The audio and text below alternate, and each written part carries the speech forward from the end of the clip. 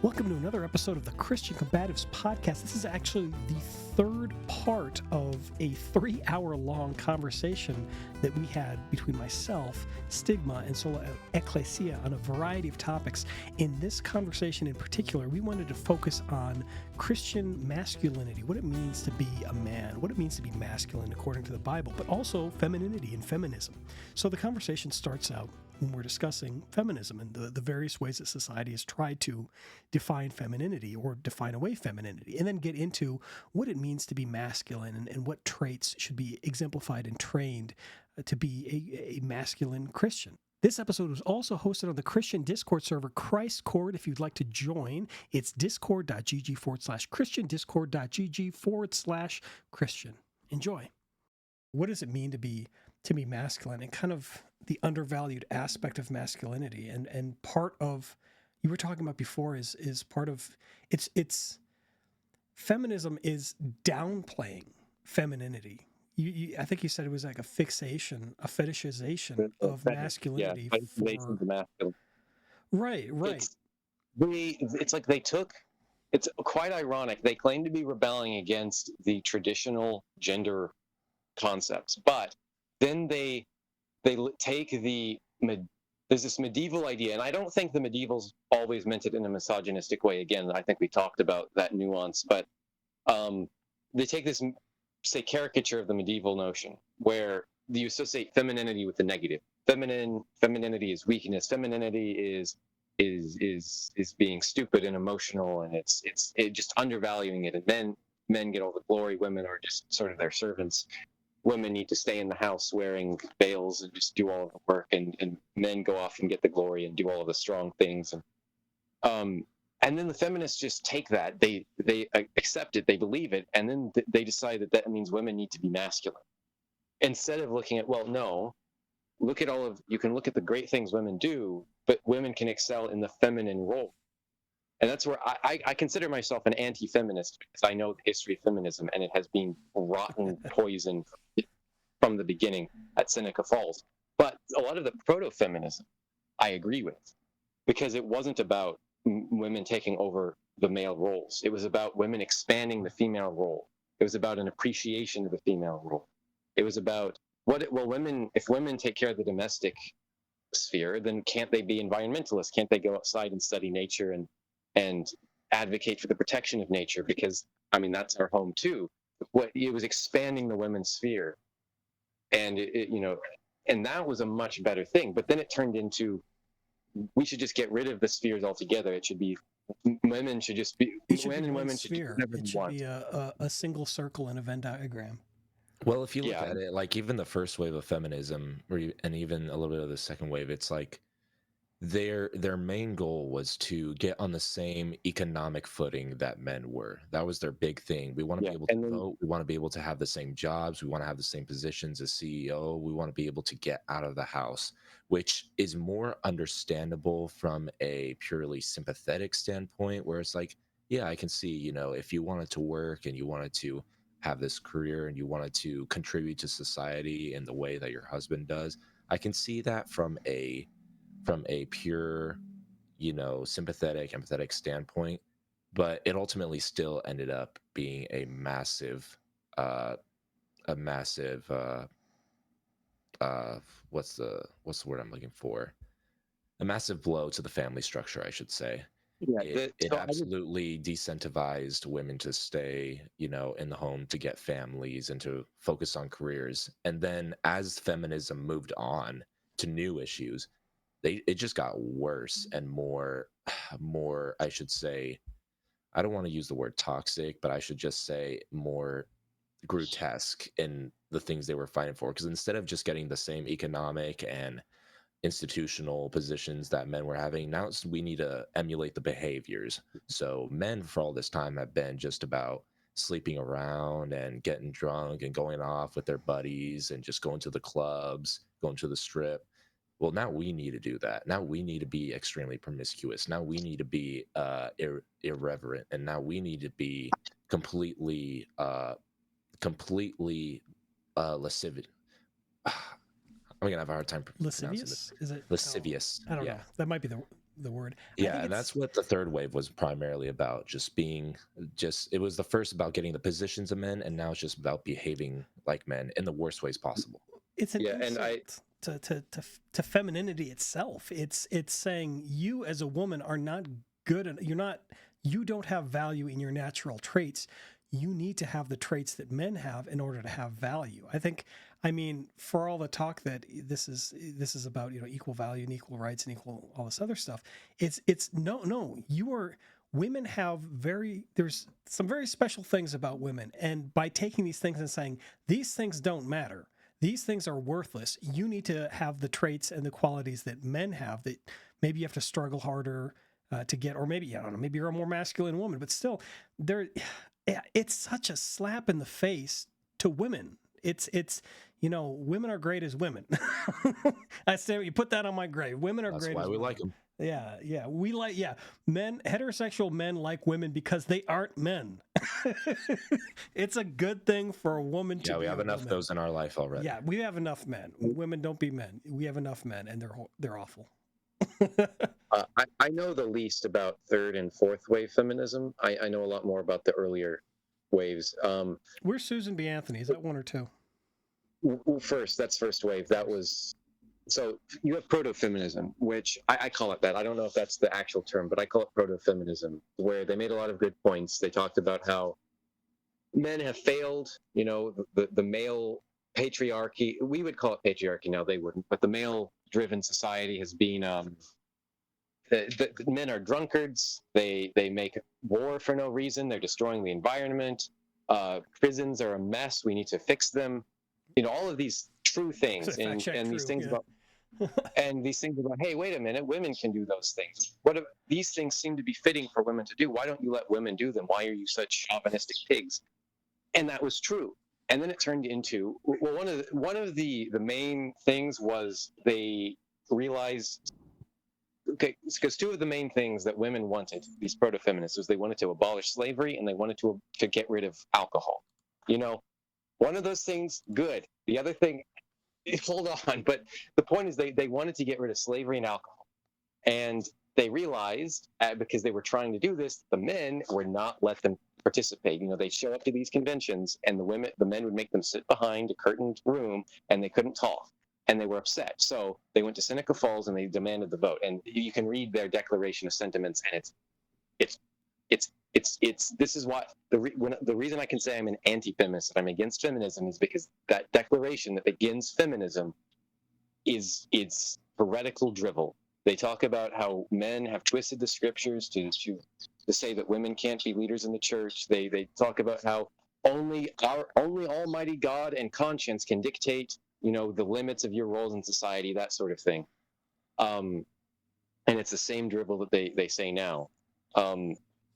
So first wave feminism is about the way it was about women's suffrage, but the way I would characterize it is they wanted to break down the social barriers between men and women. They wanted to take away all of the social structures that separated men and women, that made them different.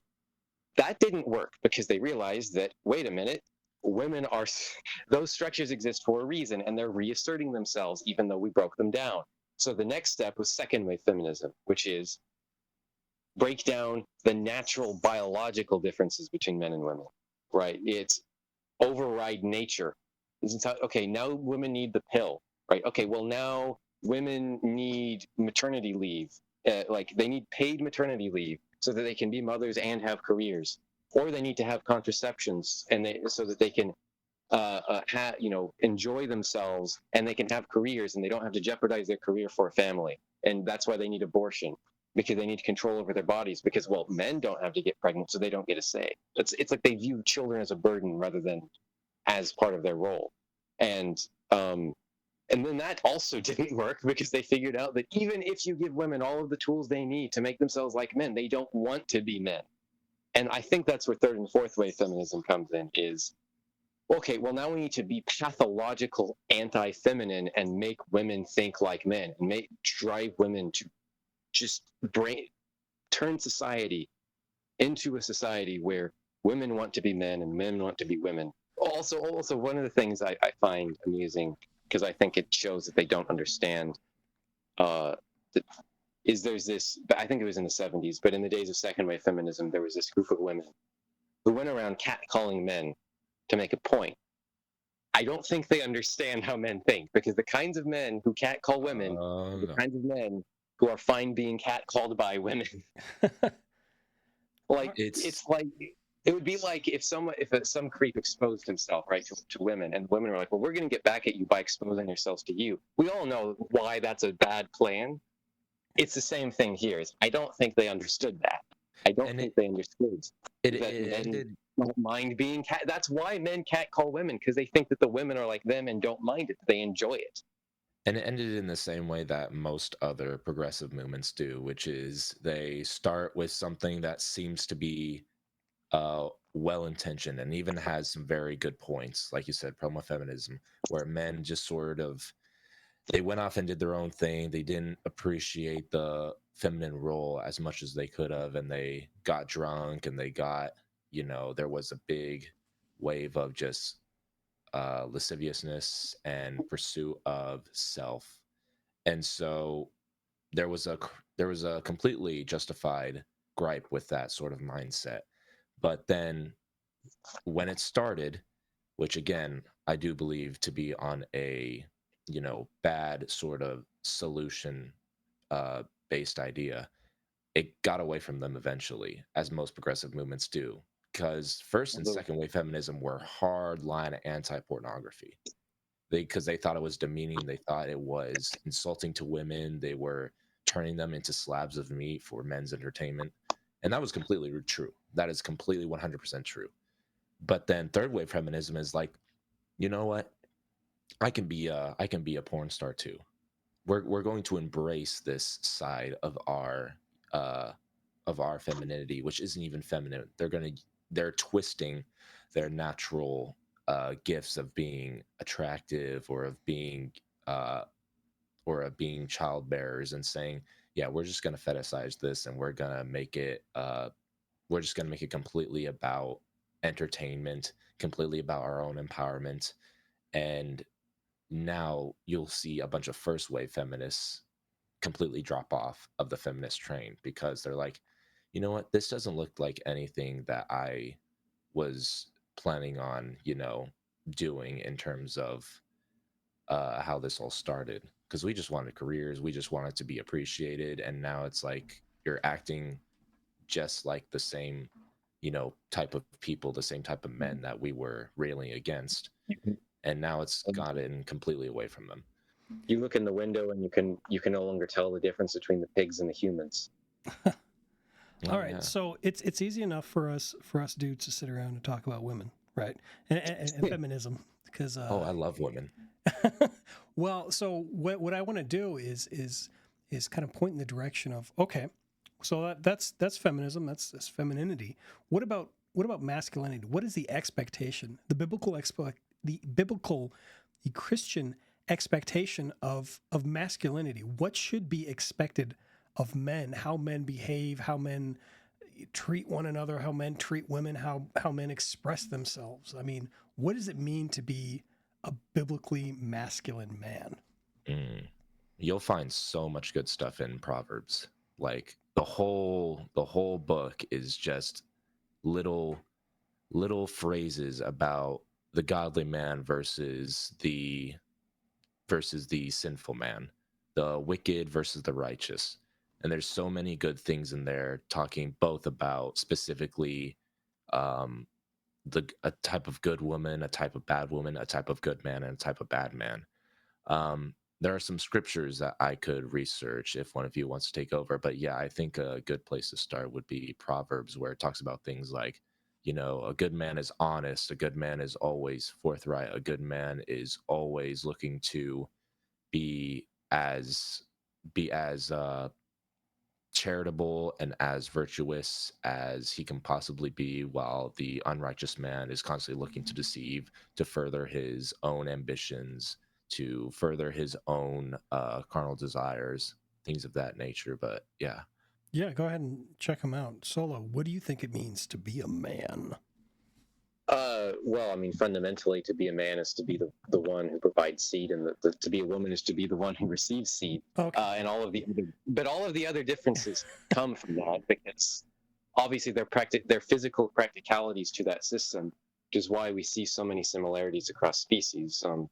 That means that, well, if you're bearing the children, then the woman also feeds the children out of her body even after the child is born, and that means that the woman is going to be just practically speaking, that means the woman has to take care of the child, and the man goes off. More than just kind of a biological male. I know. I'm building up. Okay. I'm building up. All right. So that means that the man will go out and what we would call the breadwinner. Men are more biologically expendable as well, and that's where we get. That is, if a man dies, well, that's fine. His wife can just remarry, and in, let's say, pre-Christian society, there is polygyny as was a thing that existed, if we're just being frank. Whereas if a woman dies, well, that's a huge thing, because women can only have one child at most about once a year, that at most. And she's the one investing her actual body into that child, and so she's going to be more compassionate, more domestic focused, and so on.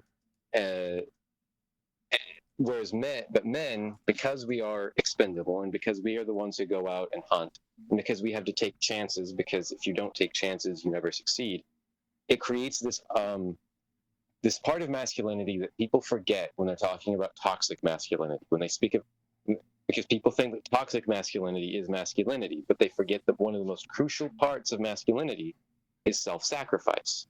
And that's present at the very biological level, because the man gives, right? It's the man, when the child is conceived, it's the man giving of himself. And later on, when he's feeding the child, the woman might be providing out of her physical body, but the man is the one who risked his life to get the food that the woman ate. The man is, because the man is stronger, he has obligations toward the weaker vessel. And that's why our archetypal human being, the perfect man, is Christ, who is tortured to death in the most brutal way that was humans ever devised, and he did it for the sake of his bride. And that's why everyone leaves off. Well, I say everyone, but people who want to paint a misogynistic view of religion leave off the part where St. Paul says that the man must lay down his life for his wife, the way that the Christ laid down his life for the church, which is that's not just a simple, dying heroically. That means being tortured to death in the most shameful way possible. And I think that's actually, why feminism has succeeded, is because men have this instinct to lay down their lives for women, and they want their wives to be happy. They want their wives to be, even to some extent, glorified. They want their wives and their mothers to be honored, and so they kind of roll over. In some ways, there's this tendency of, well, my wife or my mother, my daughter wants this great thing, and I want her to have that. So let's do that. Let's sacrifice our even societal roles. But of course that gets twisted into, instead of self-sacrifice, that's just neglect of your responsibility. But to be a man it's to have the strength to do what needs to be done, and also the willingness to give everything up for the sake of accomplishing the good. What about do you think that there's a biblical responsibility for things like capacity for violence and strength and stuff like that? I mean, I'm thinking, 1980s, 90s movies, action star, Arnold Schwarzenegger, Stallone, stuff like that. That there's often this is often portrayed as, this is, that's what a man is. A man takes care of business. A man protects his own. A man kills. I think that is biblical, yes. I mean, if you look at the Old Testament figures, people like David are very much that. He's not the stereotypical man, but he is. It's not because he falls short of it. 10,000s. He's more than that. He is the man who kills 10,000s and also weeps over his family. The man who hides himself in his room for a week, begging God to spare his son. the man who breaks down in tears over his adultery and his murder.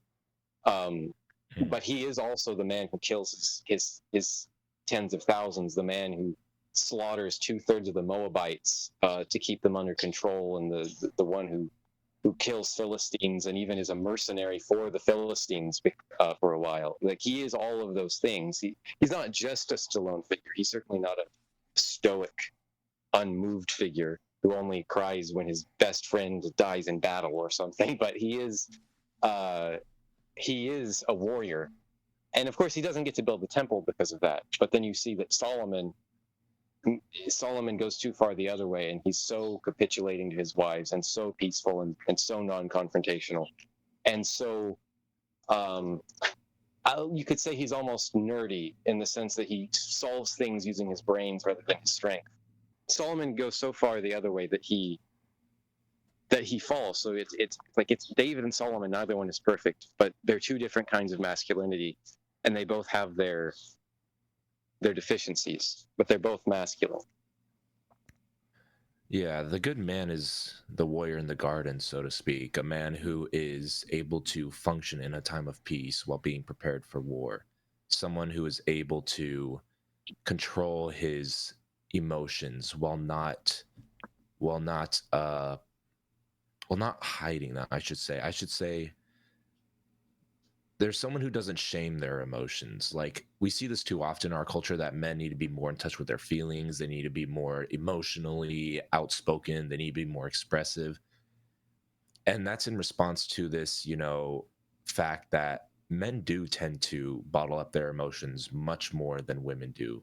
Because more than not, we just don't care to talk about it. We just don't want to have to go through this whole thing of going through all of our, deep-seated problems, or going over this long lecture about how to feel better about ourselves. We just want to get things done. We don't want to talk about it. We don't want to feel about it. We just want to get things done, get solutions to our problems done, and then just be over with it.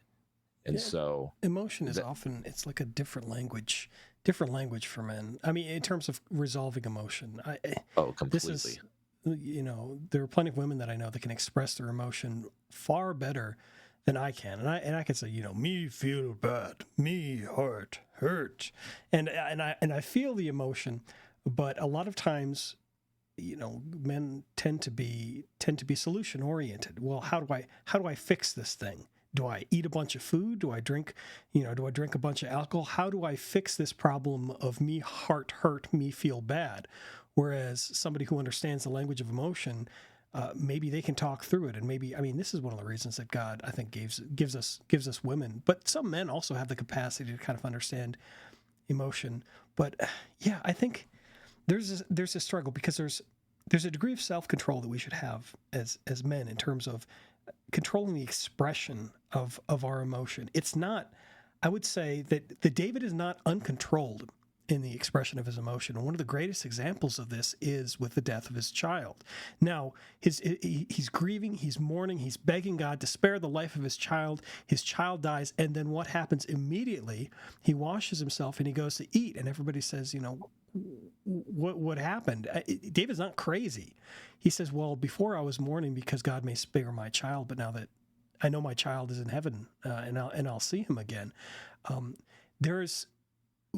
We can feel emotion without allowing emotion to have complete control over us, and we can express emotion, especially sometimes because it's healthy for us, but sometimes because it's helpful for other people to understand. I mean, Jesus expresses emotion. Jesus wept, the shortest verse in the Bible.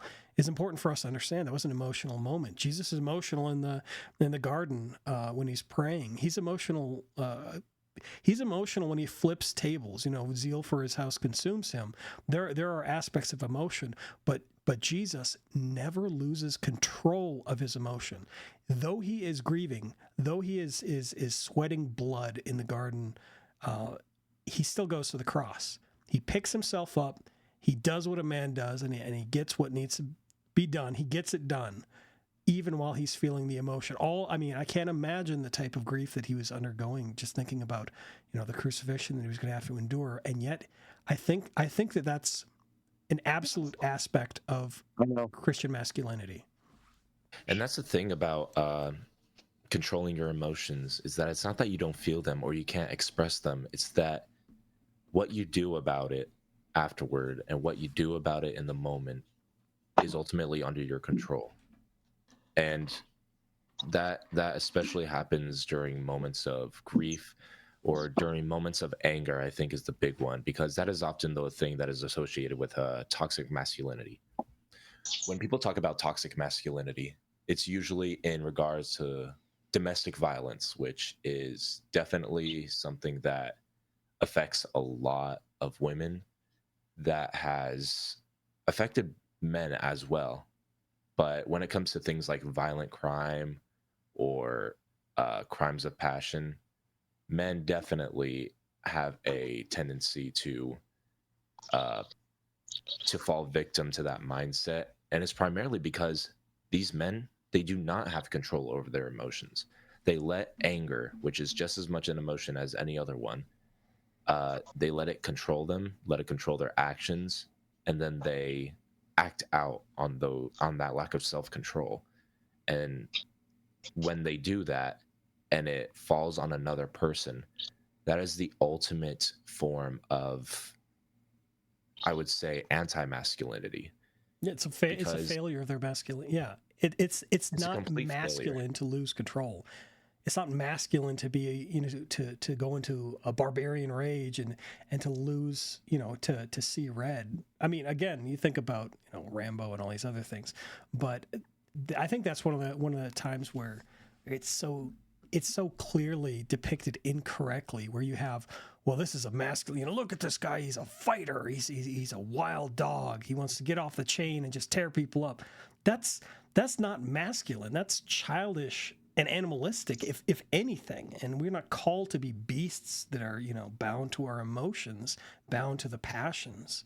That's the opposite of what Christian masculinity is. Sola was talking about that a lot of masculinity is defined by our biology, the biology of the mammalian dichotomy. Yes, that's true. And then some, So in addition to our definition of masculine from biology, God has also called us to a higher calling, to be men, to control ourselves, and not be wild beasts that every time somebody insults us that we lash back out, but that we turn the other cheek. Oh, somebody insults us? Okay. Or, to take vengeance into our own hands. Vengeance is mine, says the Lord. It's self-control. Self-control is one of the, I'm pretty sure The last but not least of the fruits of the Spirit. Yeah, yeah. Go ahead, Sola. Yeah, this is, well, actually, the point that I'm about to raise is one that I think it was meant to be the first episode of our Bananas podcast that we were supposed to do like 3 years ago and still haven't gotten done, but he promises it'll be done this summer. But it's the notion of, well, originally, and I might still do it, but I tongue in cheek, I co-opted the language of the gender spectrum to mean something entirely different, which is this recognition that reality. Okay, so what they've done is they've taken gender, which is the best I can figure is an abstraction from sex. So sex is just the biological reality, and gender is the more abstracted version of that. It's applying the outward expression. It's something but it's making an analogy to sex, and that's what gender is. So then, in that case, reality itself exists on a spectrum of some things are more masculine, some things are more feminine, but everything is actually a union of the two. What God is because God unites Adam and Eve. What God has bound, let not man unbind. That everything is masculine and feminine. Even God himself, when he speaks of begetting the Son, he says, "From the womb I have begotten thee." God the Father says he has a womb. That there is this. Now, obviously, we don't talk much about the divine feminine for a reason, because Scripture doesn't. I'm calling your priest up. You're getting excommunicated tonight. No. No communion for you tomorrow. I won't elaborate on that joke. Okay. But there is that element there. God has feminine attributes. He multiple times calls himself. He says he has like a womb, or that gathers its brood under the wings or something. There is this feminine element to God that we can't comprehend. And the way that he's revealed his femininity is in creation itself. Creation is his bride, specifically the church, because when I say creation, I'm not saying that in the pagan idea that the material world is like a god, but rather in the sense that man is the head of creation, and creation is like the extension of man. And so we are his bride, his even his mother. He says we're his mother, we're his, of course, we're his children. But sometimes he uses that. He says that Jerusalem We are his bride. feeds. Yeah, but he says that Jerusalem feeds her children with her breasts. That comes up multiple times. That we suckle on the breasts of Jerusalem, and there's this sense. It's not explicit, but sometimes you get this idea that this hint of maternal relationship between God and his children. It's very, very subtle, obviously, but God he fulfills the perfections of both parentages, and he gives us the perfections of both parentages. So the church is a mother, but she's governed by men. So your relationship to the community is one of maternal, mother-child relationship, but your relationship to the leaders of the church is a father-son relationship, right? It's both. God has both masculine and feminine attributes. The church has both masculine and feminine attributes.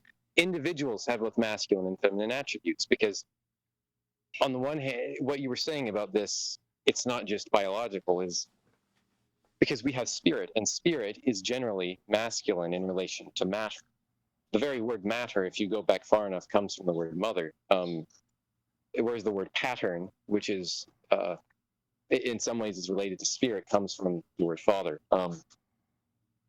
We're called to have control because it's masculine to have control. That's what a male does. But we're called to control our bodies, our emotions, all of that. All of that is, in fact, the fathers will allegorically interpret the statements about men and men's rule over the women to refer to how an individual controls his emotions. That all that is feminine in a man in relation to his spirit needs to be controlled by the masculine spirit. And so in one sense, toxic masculinity is actually feminine because a man is letting himself be ruled by his passions. But there's another sense in which it actually is a kind of toxic masculinity, because man is not letting himself be feminine in relation to God, because it's pride. He's viewed himself as, he wants so much control that he won't let himself be controlled by what is higher. He won't be God's bride. He won't allow himself to have a father because he has to be the father of everyone else. It's too much control.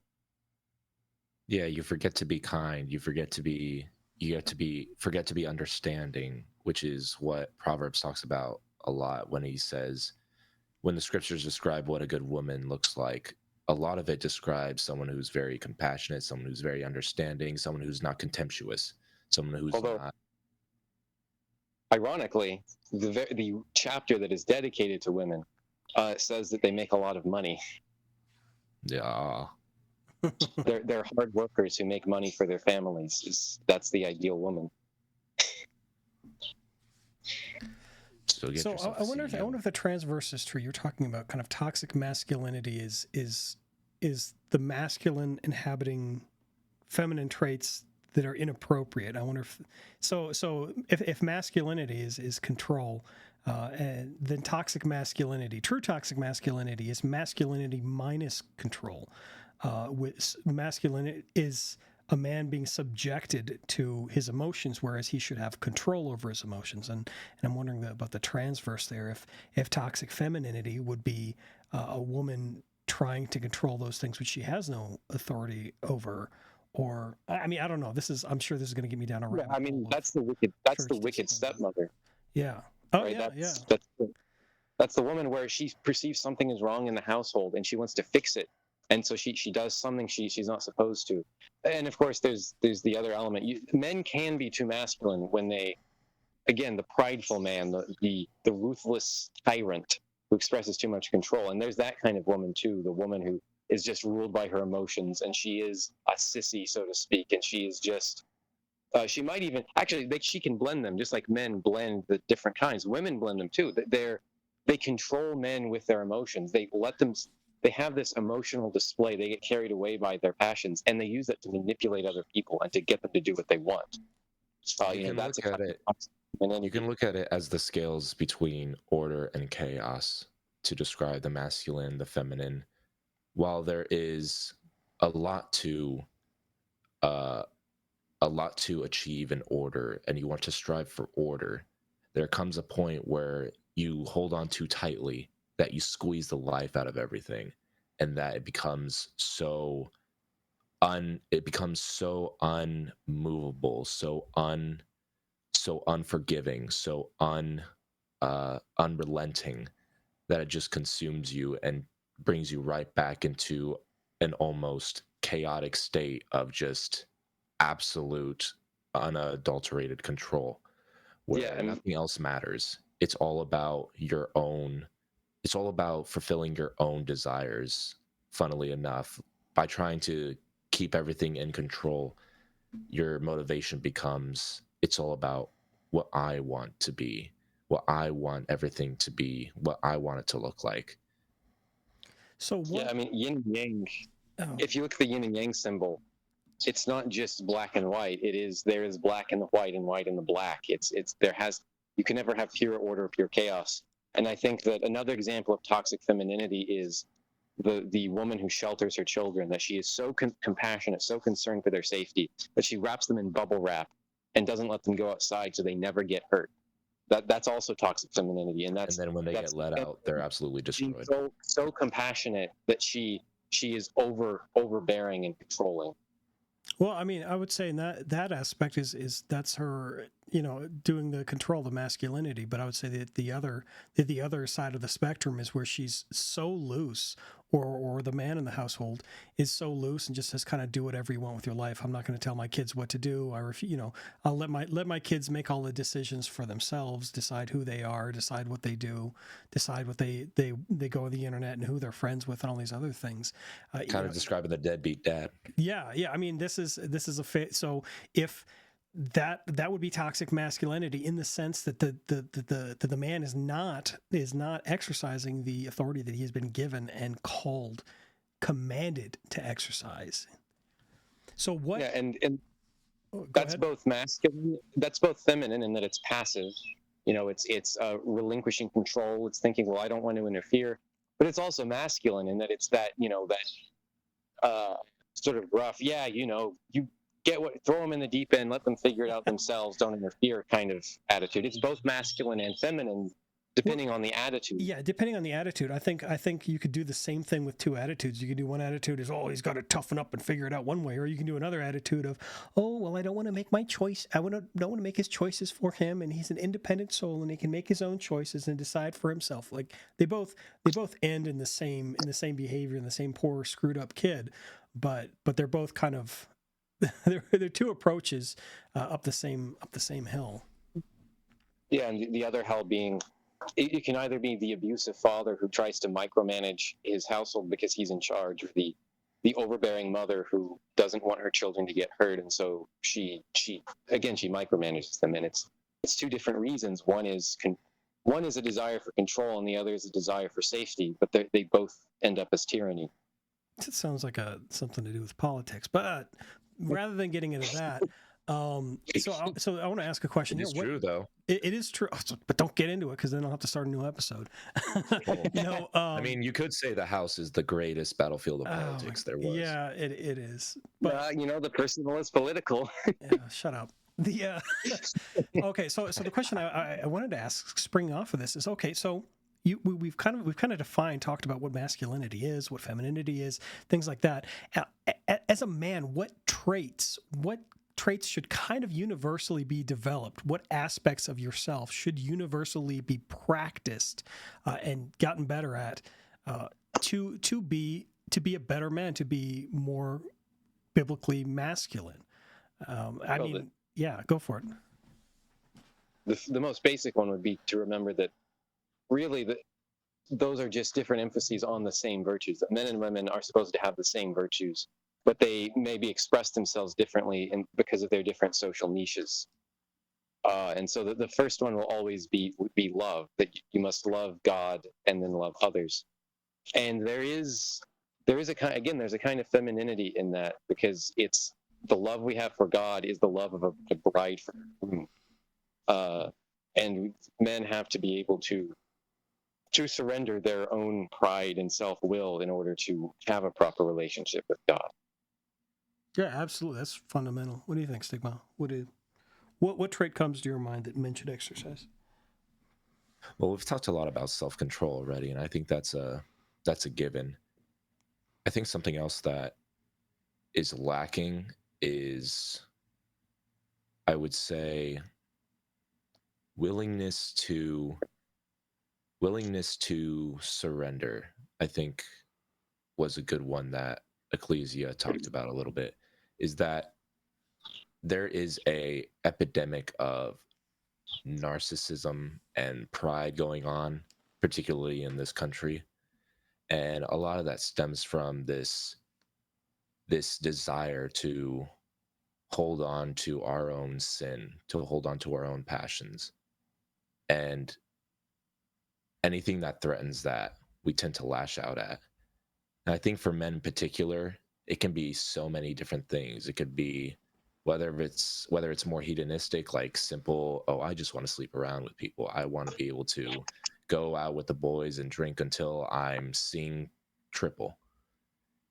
It could be many things. And so I think the willingness to just surrender certain things, to sacrifice, is a big one that I think is the reason why so many relationships these days end, even within the church, is we're not willing to sacrifice our pride, sacrifice our status, sacrifice whatever needs to happen in order to obtain that ultimate good. So I think willingness to sacrifice is one that should be universally continued to be taught. Yeah, I mean, Christ gives us probably the easily the best example. There's figures of Christ in the Old and the New Testament, well, mostly the Old Testament, but Christ gives us kind of the best example of this is what it's like to be a man. Sacrifice, sacrifice and overcoming the passions, being willing to be hungry, being willing to be alone, being willing to endure pain, love for one another, submitting to the will of the Father, loving those around him. These are easy. I mean, 1,000 verses jump to mind for any of these for examples. I think about I think those two are kind of some of the core ones. Love, sacrifice, and then probably after that I would say probably self-control. There's also, I mean, we are not Christ. We are not the same as Christ. So we can't do everything that he does, but we can emulate a lot of his traits. And one of the ones that I absolutely push for is power. God has the capacity for great and extreme amounts of violence and destruction, coupled with the desire to use it in love and in a controlled fashion. Walk softly and carry a big stick kind of idea. I think that there is a Christian obligation for men to say, I have to use I may one day have to use my power to help somebody, to defend somebody, to even potentially inflict violence on another person. And after I have already developed my love for God, after I'm developing, my love for my neighbor, after I'm developing self-control and control over the passions and self-sacrifice and stuff like that, I also do need to develop capacity for violence. Whether this means you're a big hulking guy, whether this means you take martial arts classes, you're in shape, you're taking care of your body. This means going to the range, practicing how to use a gun. Whether this means making sure some way, let's say you're not physically capable of doing it, but making sure some way that your family is going to be protected. This capacity for violence could even include, okay, take your wife to the shooting range. Maybe you're not a big hulking guy. Maybe you've got, really poor vision. You can't shoot that well, but possibly, defending your family, defending others means teaching others around you how to defend themselves as well. And I think that there's kind of, it's easy to joke about, Christian trad chad type, oh, I'm going to be Andrew Tate. Yeah, I'll joke on Andrew Tate all day because he doesn't exemplify, I don't think, the Christian virtues of No, there's a reason love he for became a God monk. and self-sacrifice and controlling your passions. Good grief. But I mean, the other thing, just there is a capacity where we want to joke and say, haha, being a Christian isn't about being, big, strong men. Well, to a degree, it actually is. I think there actually is a calling where God wants you to be, he wants you to be strong. An element of Christian masculinity is strength and power. Those are elements of God that God has given to men to develop intentionally. They're not things to be ashamed of as, I'm not some brutish barbarian. No, you need to develop your body as you are already working on your spiritual life and your emotional well-being. You need to be able to be strong, but you need to control that. And it's so easy, as with any of these things, it's so easy to run so far in one direction that you lose sight of the goal. Just because you're an expert fighter, an expert shot, an expert at whatever, if you take every insult and turn that into a fight, if you fight every chance you get, then that's not we talked about this before. That's not masculine. That's a lack of self-control. You need to learn when to turn the other cheek. An example. So again, I'm not a fan of Andrew Tate. I haven't really heard that much of what he says. So I just think he looks like a dweeb. But Jocko Williams, who you've probably heard of him a bunch. I think he's a SEAL or former Good SEAL. old Jocko, yeah, the most military-looking dude that ever military. Yeah, the guy. Yeah, I think he was on a Joe Rogan podcast, and he was talking to Rogan about jiu-jitsu and fighting on the ground versus boxing and stuff. And he talked about his number one favorite move to use in a fight when somebody squares up, like they're gonna start boxing him, is to run away. And it's this thing where, this he's big. He is a good fighter. He is objectively He's capable of extreme amounts of precise violence. And yet he has the capacity to just run away to avoid a conflict. Not all conflicts should be avoided, but realistically, most of them should. How many times could you get into a fight in a day if you really wanted to? Well, I guess any sort of gangland, we'll get an example of that where people bump into each other and then fight about it. But to seek war is extremely unwise. To be prepared for it is always exactly. Yeah, parabellum. My father's, I don't remember if it was his jujitsu or karate instructor, but one of the first things that he taught the class was this move where you put one foot in front of the other and then repeat to get away from the fight. Yeah. But of course, the other part of men need to be able to use their powers. There's this union. I think it was Carl Jung's idea, the shadow, that you have to incorporate all of the dark elements of yourself. Because if you don't admit that you have that power, then for one thing, you won't be able to use it. But more importantly, I think more dangerously, if you don't know you have it, you might use it accidentally, and then someone gets hurt. Like if an adult plays with a child and doesn't acknowledge that he is much bigger than the child, he will hurt the child. Yeah. And if a man has a relationship with a woman and doesn't acknowledge that he is a man and she is a woman, he's going to hurt her. But then on the other hand, if you don't incorporate your shadow and you don't acknowledge that you have this capacity and you don't want to use it, then you don't have that instrument, you don't have that tool to be able to use. You can't use violence when you want to. And you just end up being a fractured person. You aren't complete. You haven't fully integrated yourself. Yeah. And an example of a coward in Scripture is Barak. Is that the one with Deborah? I think it was Barak, who Deborah says, "You are going to go and you're going to defeat this general in battle," and he says, "I want you to come with me." Oh yeah. Like he's scared. Yeah. He wants the prophetess to come with him. And she says that the judgment for that is that a woman will kill the general instead, because Barak was too scared to do it himself. And so Yale uses, not sexually, but she uses seduction essentially. She invites him into the house.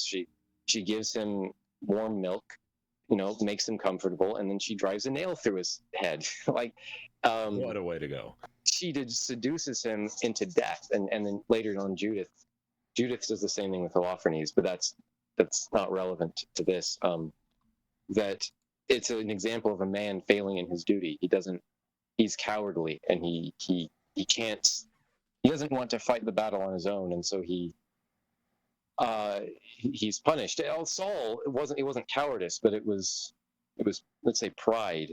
It was he refused to use his power to kill Agag and Goliath. and the Saul and Goliath. That was cowardice. Yeah, in a manner of speaking, it was a reasonable cowardice. Then it was, no one thought they could take Goliath, but at the same time they should have been talking to a prophet or something. They should have known, if God is with us, then we will be victorious somehow. And they weren't willing to, and it took a shepherd. Yeah, it's shepherd boy. In that story, it's not that, well, and then Goliath came out every morning, and then the best men from Israel went out to fight Goliath, and man after man was defeated, and King Saul himself, the giant king with head and shoulders above every Israelite, went out to fight him, and he too was defeated, and nobody could defeat him, and then finally David comes along. That's not how the story goes. The story goes is all the Israelites cowered back in fear, including the king who was supposed to represent this. Literally, the Christ, the anointed, God's chosen king, Saul, sits in a tent, and when a youth comes in, he says, "Why don't you put on my armor? Why don't you put your own armor on, Saul? You, Mr. Warrior, go put your armor on. Go out and kill Goliath. Don't God protect you?" And the contrast is so striking. David can't wear Saul's armor. It's too heavy. It just hinders him. But that means Saul could wear it.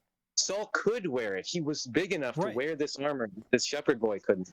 And he's too scared to fight. But David is too small to even wear the armor, and yet he is willing to hurl a stone at Goliath because he has this trust in God that it is his duty to fight because no one else will, and he trusts that God will deliver Israel. And then he cuts off Goliath's head. Too. Yeah. Right? That's a story. That's a detail that gets left out of most tellings, is that he cuts off Goliath's head with his sword, and then he keeps Goliath's sword as a trophy. Yeah, right? That's Goliath, a very masculine thing.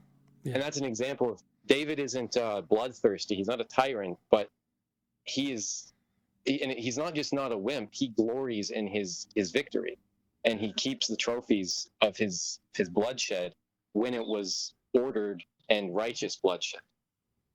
Yeah, I mean, if you look at any of these Old Testament characters, which were extremely masculine in the traditional sense, Samson is a big one. Like, he is the man. He is him, so to speak. He's also he's kind of a toxic male, though, because he's and that's the thing. It's like, well, each one falls short of being Christ. Yeah, each one of these men, and it's often a woman, funnily enough, each of them has a big weakness that is exploited, that is shown on display for all to see.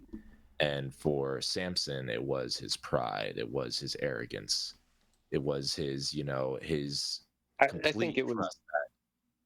Go ahead. Well, no, I agree with it. Was everything comes under pride, but for Samson, it was also his lust. The fathers say that was kind of what did him in. There was a pride in that he was kind of bratty, but I think that's a lot of that. There's a tendency to excuse that because what he did a lot of times wasn't wrong.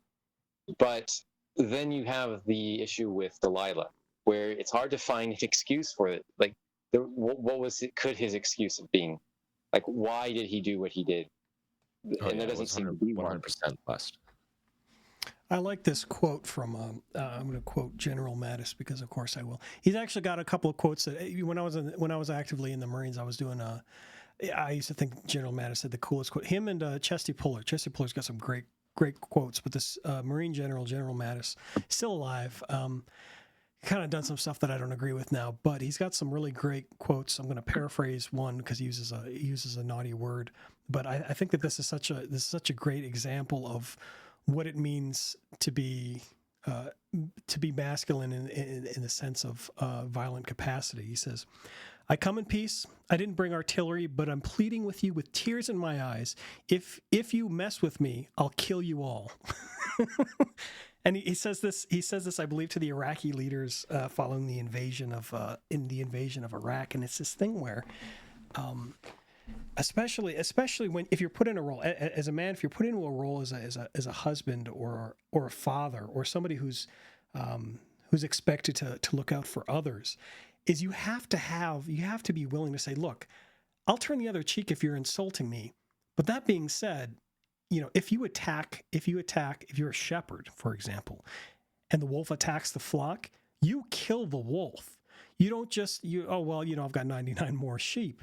The picture of Right. Jesus as the good shepherd is often, there is Jesus, carrying the dirty, filthy sheep over his shoulders, and the sheep is soiling itself on his shoulders and covered in briars and filthy and nasty and stupid, and he's being compassionate and kind and soft to the sheep and saving it. But the shepherd is also the one. You remember David is killing lions and bears and wolves. Oh my, he's killing, violently ending the lives of violent beasts.